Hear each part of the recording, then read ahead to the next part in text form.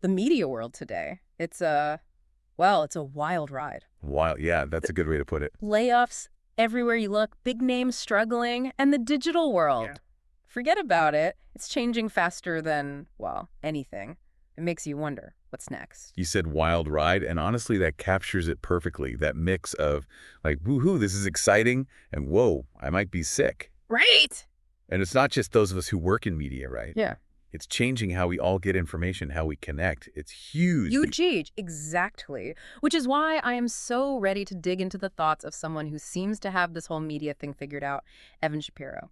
Or, as you might know online, at eShap. Oh, yeah, no, Evan.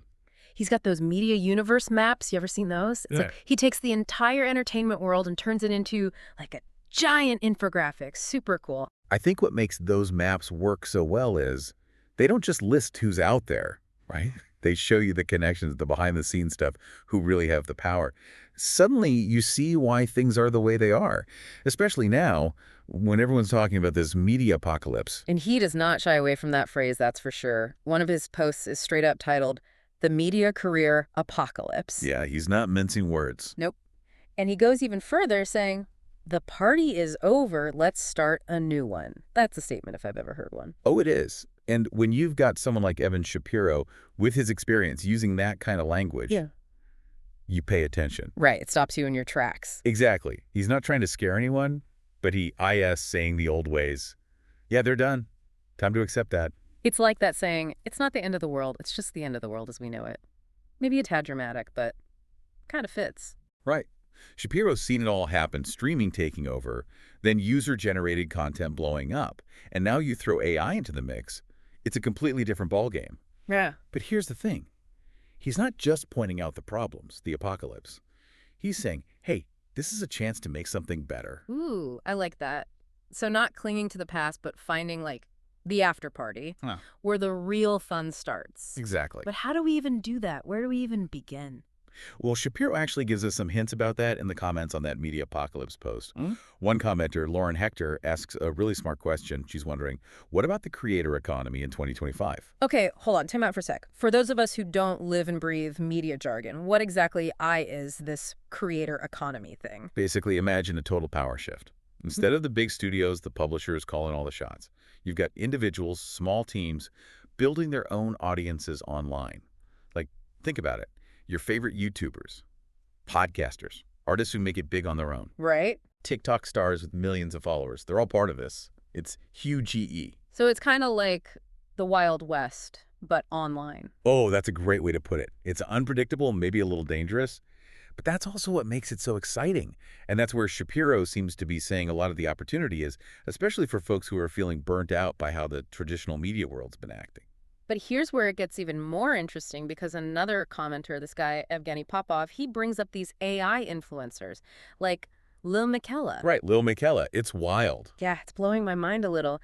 A computer-generated influencer. I mean, what does that even mean for the future of, like, everything? It's a fantastic question. You got this CGI creation, millions of followers, landing brand deals, just like any human influencer would. It really makes you think, where does the line even exist anymore? Popov asks it straight up, what percentage of this whole creator economy is going to be AI-driven? It's like a huge question. On the one hand, it's incredibly cool, the possibilities, but then you're like, wait, so what about actual humans? What's our role in all of this? It's something that clearly resonates with Shapiro, too. He dives into that in another post. This one's called, Today I Am a Fountain Pen.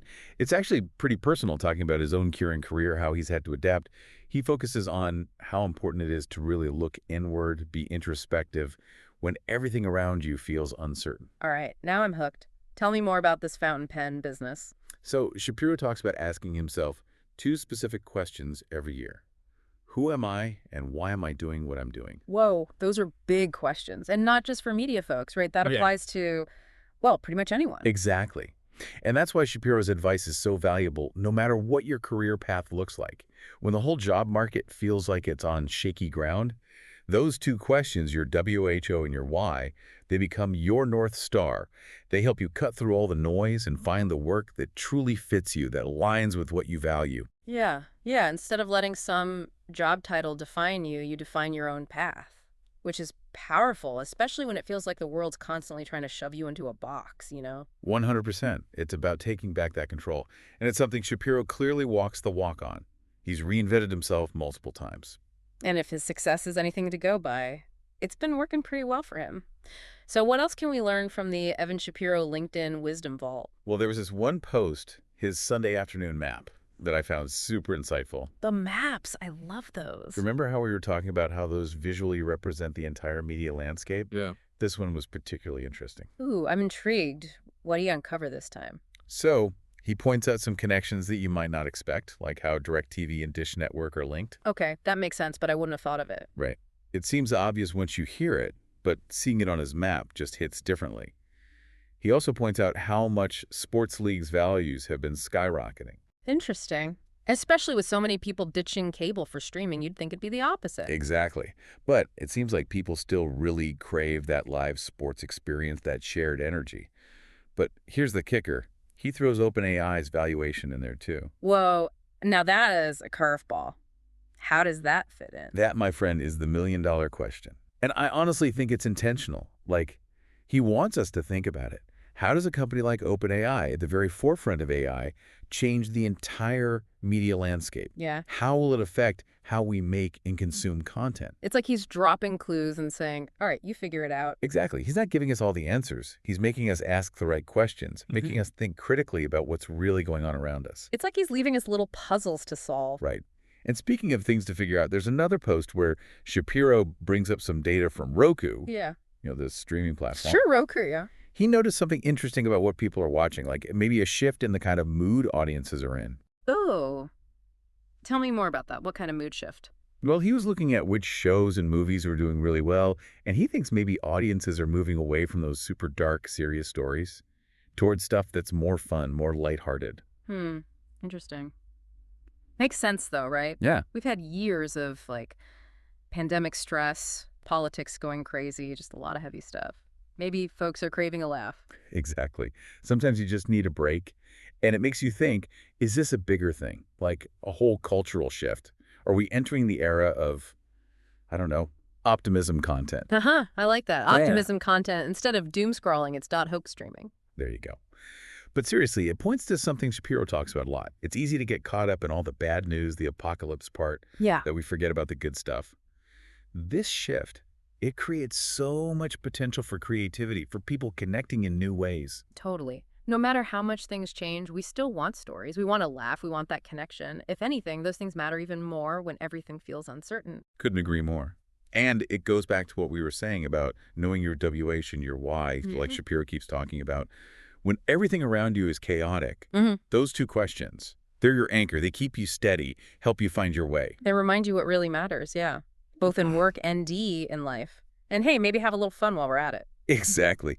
If you can't find joy in your work, especially in a field like media, that's all about connecting with people. What's the point? Amen to that.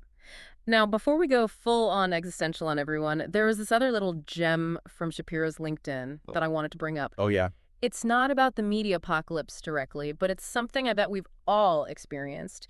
He goes on this whole rant about those annoying pop-up ads online. Oh, man, tell me about it. Don't get him started. Who hasn't been trying to read an article or watch something, and suddenly, bam, giant ad taking over your whole screen? The worst. Like, okay, we get it, you need to make money, but come on, there's got to be a better way. Yeah. That's exactly his point. It's not that all advertising is bad. Yeah. It's that there are smarter ways to do it, less disruptive. Yeah. Because at the end of the day, if you annoy your audience, give them a bad experience, they're going to go somewhere else. It's about respect, really. Respect for your audience, their time, that they're not dumb. 100%. It often gets lost, I think, in this whole chase for clicks and ad revenue. But Shapiro's rant, it's a good reminder. That positive experience, how you treat people, that matters. And that's true for way more than just online ads, right? It's about how you approach your work, your relationships, even your own life. Well said. And I think that's a great bridge to the bigger picture here. We've been dissecting the media world, but honestly, this whole apocalypse after-party conversation, it's about way more than just entertainment or the latest tech gadget. It's about people. Exactly. It is about people. When you really think about it, all the stuff we've been talking about goes back to that. And not just in terms of who's making the stuff or watching it, The skills you need to actually make it in this new world. Um, Being able to adapt, to bounce back when things get tough, to connect with people for real. Being able to make your own way instead of waiting for someone to tell you how it's done.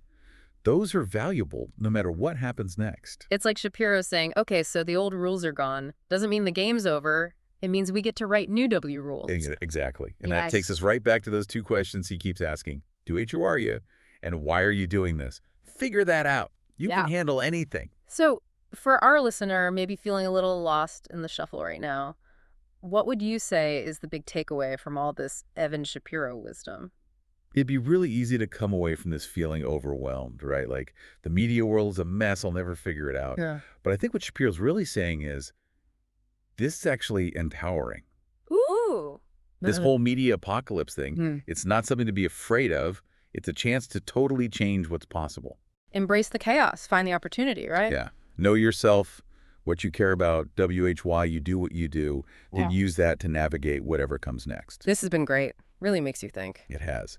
Always fun digging into these topics with you. For everyone listening, thanks for joining us on this deep dive. Until next time, keep asking those big questions and keep creating.